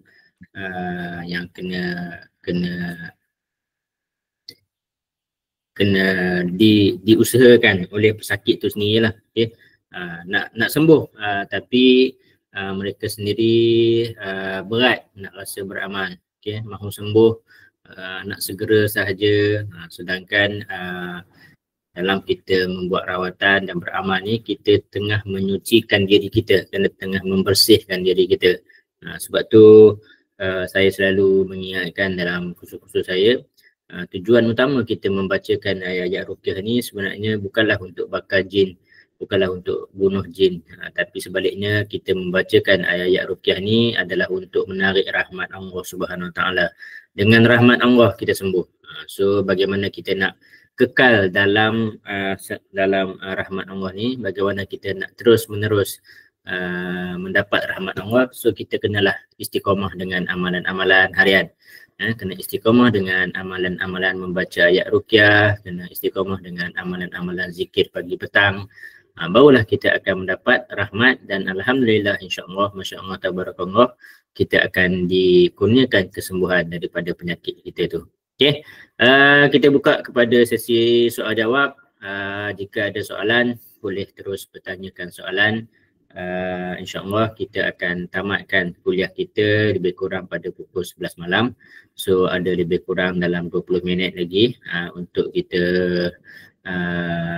berbincang dan berdiskusi. So kalau ada soalan, boleh teruskan dengan soalan. Nak jawab soalan, nak bagi soalan secara bertulis juga boleh. Boleh type soalan di ruangan teks, ataupun boleh juga bercakap secara langsung, raise hand dan buka mic untuk kita bercakap. Okey, insyaAllah apa yang telah diterangkan, metod yang diterangkan di talk 7 hari dan 45 hari ini, so kita sebagai pesakit perlulah mengambil kaedah ni, kemudian perlulah bersungguh-sungguh untuk melakukan. Bersungguh-sungguh ni lah yang sebenarnya kadang-kadang agak susah sikit. Ramai pesakit yang saya jumpa ambil sikap sambil lewa, acuh tak acuh, buat sekadar buat saja. Itulah selalunya. Mereka tak istiqomah dengan amalan. Banyak juga kes bila datang buat rawatan dengan saya, datang minggu ni. Okay, alhamdulillah dia dah buat rawatan minggu ni, bagus. Okay. So bila minggu depan datang buat rawatan susulan, dia bagi tahu limau dan juga garam yang bawa minggu lepas masih ada lagi. So dekat situ kita dapat simpulkan selama seminggu dia dah datang jumpa saya minggu lepas sampai ke sekarang dah seminggu, limau dan garam masih tak habis lagi. So bermaksud limau dan garam tu dia tak gunalah, tak guna untuk minum, tak guna untuk mandi, tak beramal, apatah lagi nak beramal. Kalau minum dengan mandi pun dia tak buat, so macam mana kita nak detox? So sebenarnya dalam mencari kesembuhan ni, apa yang paling mustahak adalah kekuatan dalaman pesakit tu sendiri, kesungguhan pesakit tu sendiri, bagaimana dia nak sembuh. Kalau dia betul-betul nak sembuh, dia betul-betul nak lawan gangguan jin tu, maka dia akan bersungguh-sungguh fight untuk lawan, untuk halau gangguan jin tu. Okey. Okey, kita teruskan lagi. Jika ada soalan, jika ada permasalahan ataupun nak perkongsian juga boleh. Kalau yang ada nak ceritakan pengalaman dia, dulu dia sakit, kemudian alhamdulillah dah buat rawatan, tak kisahlah dengan siapa perawat mana pun, boleh share. Sekarang ni getting better and better ke, semoga sedikit sebanyak perkongsian cerita dan pengalaman diruqyah oleh perawat yang mungkin membuahkan hasil, yang membuahkan kesembuhan, menjadi satu semangat kepada orang lain untuk sama-sama untuk juga beramal. So maksudnya tak semestinya soalan pun boleh, perkongsian pun boleh, ataupun nak bercerita pengalaman. Mungkin ada pesakit yang pernah jumpa dengan saya, alhamdulillah dah buat rawatan dengan saya, dah ikut dengan amalan-amalan yang saya ajarkan. So kesakitan yang dia alami itu mungkin sudah sembuh ataupun mungkin sudah berkurangan. So mungkin boleh share pengalaman-pengalaman ataupun soalan-soalan, perkongsian juga ataupun tips-tips lain, insya-Allah. Tak ada soalan minggu ni? Boleh? Yang mana lagi nak bertanya soalan? Kalau tak ada soalan, kita tutup je majlis nanti. Okey, kita tunggu sekejap. Boleh soalan boleh di-type secara tag juga boleh, ataupun nak bercakap secara langsung juga boleh, insya-Allah kita buka.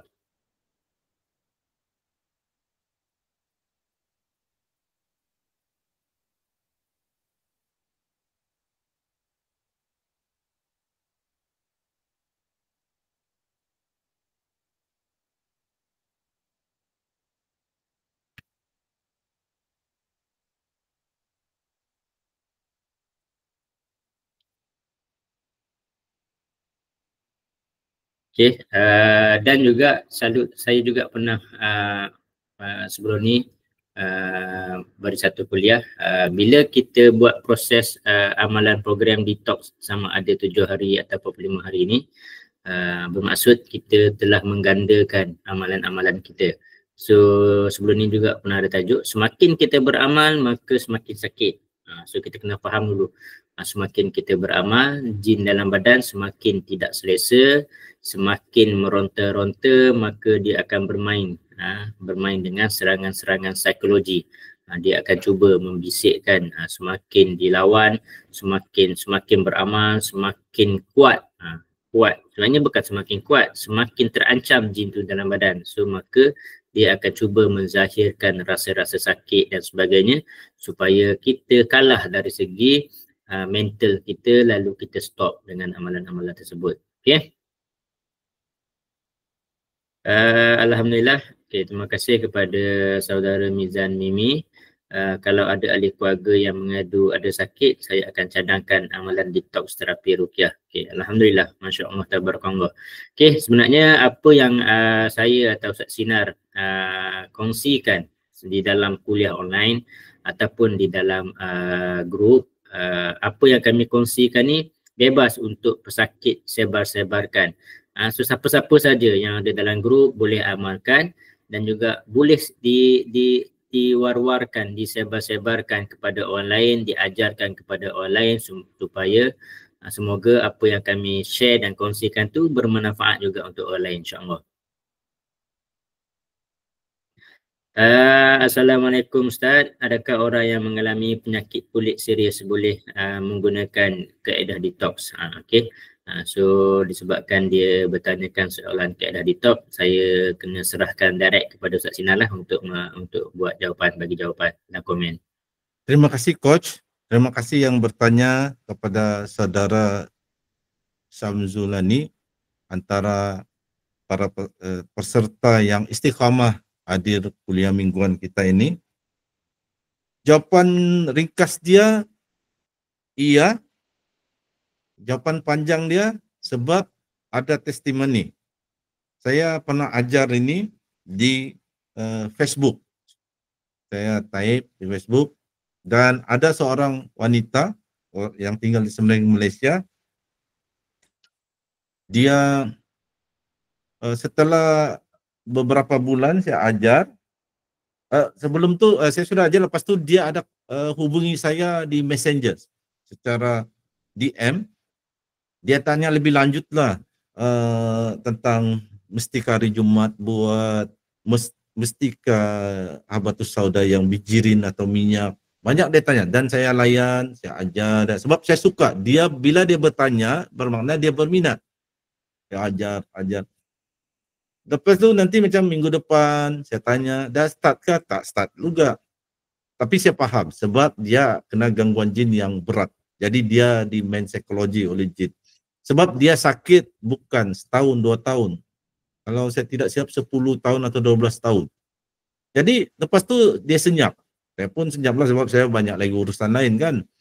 Setelah beberapa bulan kemudian dia message saya, dia bersyukur. Alhamdulillah, dia kata dah 10 tahun penyakit kulit dia yang sangat serius.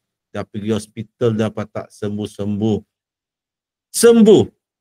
100% sembuh mutlak. Dia kata, tapi dia kata, dan dia sembuh tu dah beberapa bulan yang lalu dia dah sembuh. Tapi dia kata dia masih ragu-ragu, adakah karena dia amalkan terapi ruqyah mandiri detox ni atau mungkin ada sebab lain. Mungkin pasal dia ada pergi hospital beli atau pergi farmasi beli krim atau makan ubat. Tapi dah 10 tahun dia dah pergi hospital, dia makan ubat, dah krim, tak juga sembuh. Jadi bila dia amalkan ni, tapi inilah bisikan-bisikan setan kan, jin-jin yang mendampingi. Jadi dia kata dia tunggu beberapa bulan lagi, dia perhatikan, dia nak yakin betul-betul memanglah terapi ruqyah detox tu yang dia lakukan itulah sebab dia sembuh. Dan selepas beberapa bulan, mungkin 3 bulan kan lepas tu, dia ada rasa yakin betul, baru dia bagi tahu saya. Jadi saya katalah, itulah sebarkanlah maklumat ni, bagilah testimoni supaya bukan untuk kita nak berbangga diri, tetapi untuk pesakit-pesakit lain yang mengalami mungkin pesakit yang sama, jadi mereka termotivasi untuk cuba juga amalkan. Tapi dia kata dia tak pandai menaip, menulis, susun kata-kata, cerita. Jadi saya kata kamu tulis ya apa yang kamu nanti yang kamu alami, nanti saya susun semula dalam bahasa yang lebih tersusun. Dan dia setuju, dia message saya, lepas tu saya susun semula dan saya ada share pengalaman dia ni.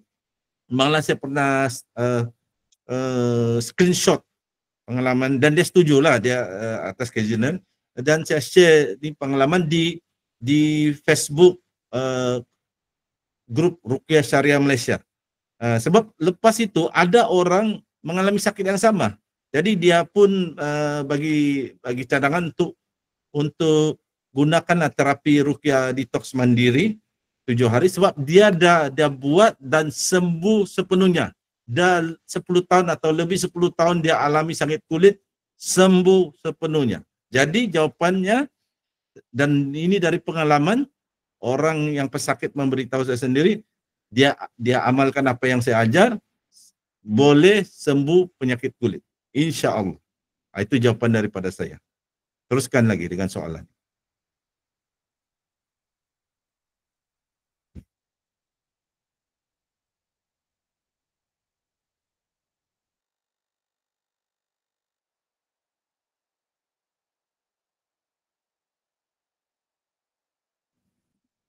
Coach belum buka mute, masih mute, belum buka mikrofon. Okey, Assalamualaikum. Ada soalan daripada Nur Mazuriati Embung. Assalamualaikum Ustaz. Adakah minyak zaitun boleh guna dua jenis untuk ruqyah, seperti untuk badan satu dan satu lagi kegunaan untuk diminum juga? Okey, dia sebenarnya tak ada masalah pun nak guna minyak zaitun yang mana satu. So di pasaran biasanya ada dua jenis. Satu minyak zaitun biasa, sedikit murah, dan yang satu lagi dia mahal sedikit. Biasanya yang mahal ni dia dipanggil extra virgin. Extra virgin minyak zaitun. Extra virgin ni biasanya kalau kita Google, dia adalah minyak zaitun daripada perahan yang pertama, yang fresh, yang mula-mula saja. Okay. So extra virgin ni lebih mahal sikit. Okay. So kalau tanya saya, minyak zaitun yang extra virgin ni kita boleh minum secara direct dan juga boleh urut. Okay. Boleh sapu, boleh urut di badan dan sebagainya. Kalau minyak zaitun yang biasa tu hanya boleh digunakan untuk sapu, untuk urut, ataupun dicampur ataupun diguna untuk memasak, itu boleh. Cuma kalau yang biasa yang bukan extra virgin ni tak digalakkan untuk diminum secara direct, itu saja. So kalau tanya saya, yang mana-mana pun boleh. Cuma kalau tanya saya, yang terbaik adalah extra virgin. Dan juga minyak zaitun yang terbaik juga, carilah minyak-minyak zaitun yang daripada negara Arab, daripada Syria, daripada Tunisia. Sebab minyak zaitun ni ada banyak. Ada banyak brand-brand daripada Itali, Spain. So kalau boleh carilah brand-brand ataupun yang daripada pengeluar negara-negara Arab, Syria, Tunisia, itu lebih baiklah berbanding dengan Eropah tu. Okey, Ustaz Sinar mungkin nak tambah. Ini mungkin soalan kita yang terakhir saja sebelum kita tutup. Terima kasih Coach. Bagus soalan ni, cantik soalan ni. Sebab itu juga yang saya amalkan. Biasanya saya akan pindahkan minyak zaitun tu ke dalam botol kosong seperti ini dan saya akan bacakan ruqyah. Dan bagi saya terus campur minyak zaitun tu dengan beberapa titis minyak habatus sauda. Dan saya memang buat dua. Satu ni untuk saya minum, ambil sudu, tuang, minum. Dan satu di botol kecil ni untuk sapu sahaja. Sebab ada masanya saya campur ni dengan essential oil. Dan biasanya essential oil kah atau minyak bidara kah, jadi yang memang yang tidak boleh diminum punya. Jadi yang ini hanya untuk sapu dan saya taruh di botol kecil, senang saya bawa. Kalau saya jalan jauh kah, saya akan bawa. Ini sapu untuk di kulit dan yang ini saya khas untuk saya minum. Ini saya tidak banyak campuran antara minyak zaitun dan campuran habatus sauda saya. Yang ini kadang-kadang saya akan campurkan minyak essential oil, lavender dan sebagainya. Dan ini saya sapu untuk kulit. Jadi boleh guna satu untuk inilah juga untuk makan dan juga untuk sapu, atau kita boleh buat dua. Kita letakkan di botol kosong, satu untuk sapu, satu untuk diminum. Jadi dua-dua pun boleh. Cara saya suka buat dua, satu untuk sapu, satu untuk minum. Dan satu di botol kecil untuk saya boleh bawa kemana-mana, satu ni untuk tinggal di rumah. Itu jawapan daripada saya. Setakat itu bagus soalan tu. Jadi saya ini dan amalkanlah sebelum kita penutup, saya ingatkan kembali, amalkanlah tasbih Nabi Yunus. Kalau orang yang sakit teruk, sakit gangguan sihir, itulah antara amalan dia. Ada lagi beberapa, nanti kita akan bagi sedikit demi sedikit, tapi tasbih Nabi Yunus.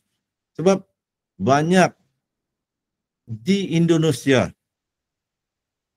mantan bekas ahli-ahli sihir yang taraf-taraf tinggi, ada yang telah bertobat dan mereka menceritakan pengalaman mereka, antara yang mereka terasa kesan, terasa panas, jin mereka ada yang jadi tempang, cedera apabila mereka menyerang orang itu mengamalkan tasbih Nabi Yunus, mereka rasa sakit. Walaupun orang itu tidak berniat menyerang balas balik, ahli sihir akan rasa sakit, mereka sendiri berhenti. Sebab kalau mereka tidak berhenti, mereka ni ada ritual, ada pantang larang. Contohnya ada yang sediakan beberapa jenis mangkuk. Kalau satu mangkuk pecah masih boleh bertahan. Tapi kalau sampai 3 pecah, dia kena berhentilah hantar sihir. Sebab kalau dia teruskan juga, pecah mangkuk yang keempat, contohnya, dia sendiri boleh sengsara, boleh cedera, boleh lumpuh, malah pun boleh mati. Ritual sihir-sihir ni, ahli sihir ni, kadang-kadang mereka berlakon seolah-olah sangat kuat. Tapi sebenarnya, setiap ahli sihir ni, setiap amalan mereka ni ada kelemahan. Dan mereka amat takut kalau kelemahan mereka diketahui sebab boleh mereka sendiri yang rasa sakit, boleh muntah darah, cedera, malah boleh mati. Jadi ini sendiri testimoni dari mantan-mantan bekas ahli sihir tahap tinggi bahawa antara yang memberi kesan kepada mereka adalah orang yang mengamalkan tasbih Nabi Yunus. Jadi itu perkongsian saya. Tengoklah, tontonlah link video yang saya berikan tu yang berkaitan dengan testimoni mantan sihir yang berdialog dengan Ustaz Muhammad Faizal.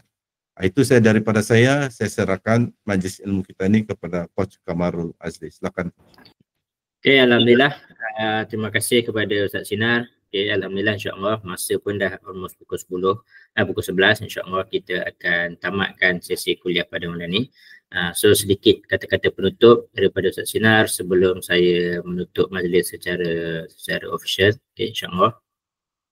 Alhamdulillah, terima kasih Coach, terima kasih kepada peserta, dan memanglah kita punya penyertaan ni dia biasa pada permulaan dia sedikit, tapi lepas tu makin lama akan bertambah sebab kita faham ada orang mungkin ada urusan-urusan lain, kita faham. Jadi kita ucap terima kasih kepada orang yang banyak istiqamah, antara dia Saudara Samsul, Mizan Mimi, Norma Zura Embong, banyak lagi lah, Saudara Yusuf, yang ini antara yang selalu hadir istiqamah. Jadi kita semoga apa yang kami share ini menjadi manfaat kepada dua-dua pihak. Kami share, kami insyaAllah dapat pahala, anda dengar, anda amalkan, mungkin menjadi manfaat dunia, sembuh, dan juga mendapat akhirat, dapat pahala kita baca ayat Quran. Atau anda share ilmu ini kepada sahabat, saudara lain, mereka amalkan, kita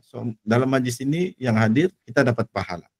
Dan jadi kita ucapkan terima kasih dan istiqamah lah, sebab kita tidak hadirlah kelas ni dan ajak lagi yang lain, sebab kita tidak tahu tahun-tahun akan datang kita dapat buat ke begini. Kalau dibuat satu peraturan lebih ketat, bukan saya tidak boleh merawat, tapi nak bagi berkongsi ilmu di online pun disekat. Kita tidak tahu kan.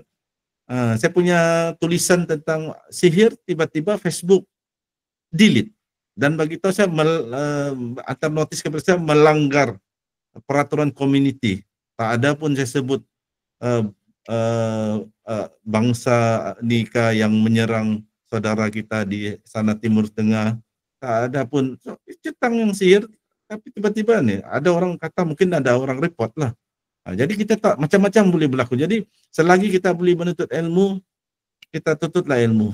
Sebab nanti kalau Allah matikan guru-guru agama, guru-guru ruqyah, belum tentu Allah munculkan lagi. Di akhir zaman ni banyak ulama akan mati dan Allah tidak akan menggantinya. Jadi selagi kita berpeluang untuk menuntut ilmu, tuntutlah ilmu. Dan saya ucapkan sekali lagi berbanyak-banyak terima kasih. Kami amat menghargai kehadiran tuan-tuan dan puan-puan, dan seperti biasa saya memohon maaf jika ada tersasul kata, terkasar bahasa. Saya dari Sabah, kadang-kala mungkin bahasa saya rasa lembut, tapi rupanya kedengaran kasar di telinga para sahabat kita di semenanjung Malaysia. Jadi itu saja daripada saya. Terima kasih, dan rajin-rajinlah datang kelas setiap minggu, insya-Allah. Jadi itu saja, saya serahkan majlis kita, penutup kita ini kepada Coach Kamarul Azli. Silakan Coach. Alhamdulillah, terima kasih kepada Ustaz Sinar kerana telah sudi berkongsi ilmu pada malam ni. So insya-Allah yang mana yang baik itu datang daripada Allah Subhanahu Wa Taala, yang mana buruk itu datang daripada kelemahan kami. So insya-Allah kita akan berjumpa lagi di minggu hadapan untuk tajuk yang seterusnya, tajuk yang lain insya-Allah. Dengan ini saya tangguhkan tutup majlis kita pada malam ini dengan tasbih kifarah dan surah Al-Asr.